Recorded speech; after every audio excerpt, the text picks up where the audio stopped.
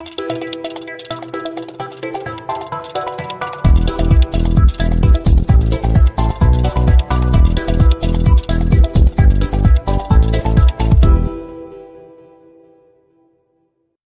à tous amis geeks, j'espère que vous allez bien. Aujourd'hui on se retrouve pour Ramba Zamba, un jeu de Game Factory et Offline Edition. C'est un jeu qui se joue à partir de 2 joueurs jusqu'à 5 joueurs pour 8 ans et plus pour des parties de 20 minutes. Chaque animal va chasser un autre animal. Donc le ver va être chassé par la poule par le renard par le chien et le fermier veille au grain. On rapproche la caméra pour découvrir ce petit jeu de collection. A très vite. Et on se retrouve pour Ramba Zamba d'Offline Edition pour 2 à 5 joueurs pour 8 ans et plus pour des parties de 20 minutes. Dans un premier temps, on va découvrir les cartes ensemble. Donc pour commencer, nous avons les petits vers de terre, mâle et femelle, le coq et la poule, le renard et la renarde, le chien et la chienne. Voici les animaux qui composeront Ramba Zamba. Le but du jeu, c'est un jeu de collection avec des poses de cartes. Et il faut absolument réussir à aligner 5 cartes d'une même espèce pour tenter de remporter la partie. Mais ce ne sera pas chose si aisée, parce que les adversaires pourront déposer un animal, parce que c'est aussi un jeu de chasse. Les vers de terre, on les pose devant soi, il ne se passe rien. Le but, c'est de combiner les 5. Si on pose une poule ou plusieurs poules, on efface à chaque poule 2 vers de terre. Si on dépose un renard, on efface jusqu'à 2 poules. Si on dépose un chien, on efface jusqu'à 2 renards. On peut poser soit l'animal devant soi, soit dans la ferme de l'adversaire. Mais vous me dites, comment effacer les chiens? Eh bien, c'est faisable avec le fermier qui veille au grain. Il y aura 3 exemplaires de cette carte en jeu. Quand on la dépose, chaque joueur devra défausser 2 chiens de sa réserve, même si c'est le joueur actif qui a joué cette carte. Il est aussi ciblé.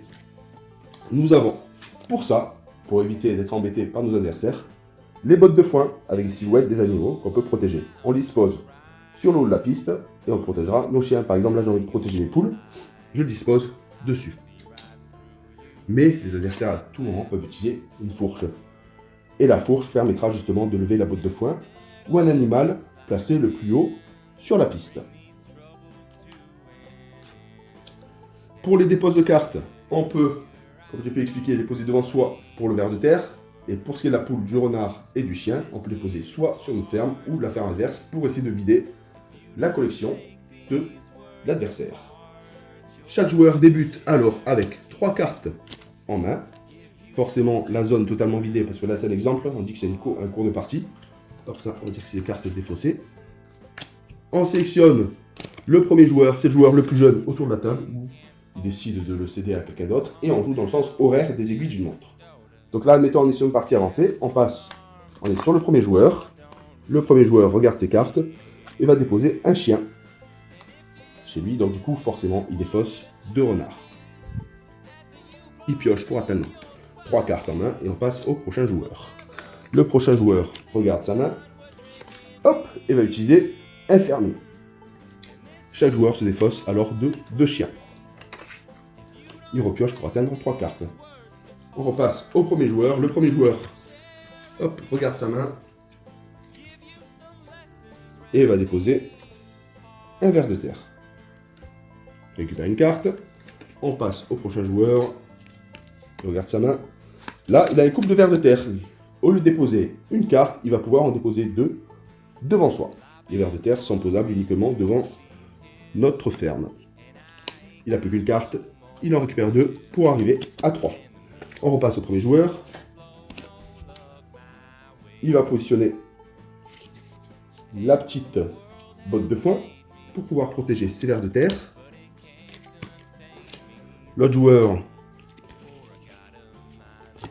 va récupérer ce ver de terre et le positionner. Il arrive bientôt à la finalité de son objectif, soit 5 cartes d'une même espèce.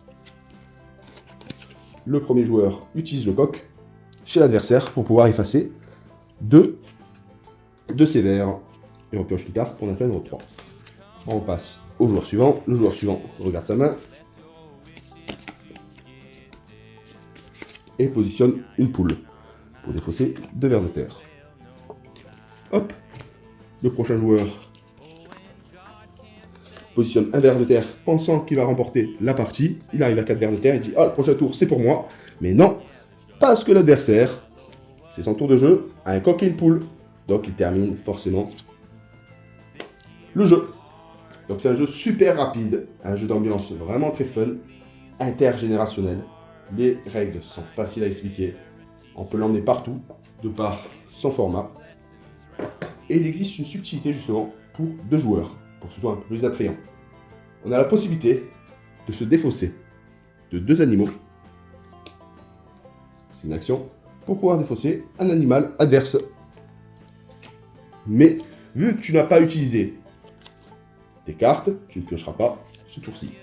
Donc voilà, Ramba Zamba est un super jeu de collection, de défausse et d'optimisation.